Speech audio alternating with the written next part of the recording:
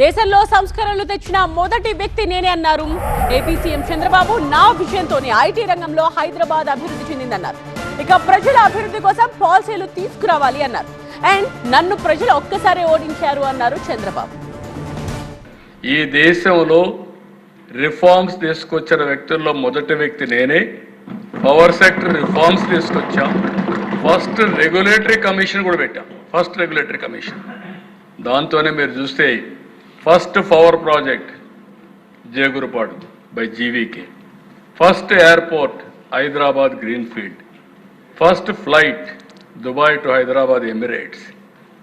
ఇలాంటివి అనేక విషయాల్లో మనం ముందుకు పోయాం. టెలికమ్యూనికేషన్స్ అన్నీ ముందుకు పోయాం. ఈరోజు ఆ ఫలితాలు వస్తున్నాయి.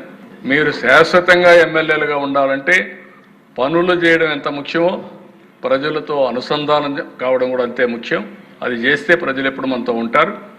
నేను ఒకేసారి ఓడిపోయా, ఆసారి తప్ప ఇక్కడ అన్ని ఎలక్షన్లో గెలుస్తూ వచ్చాను.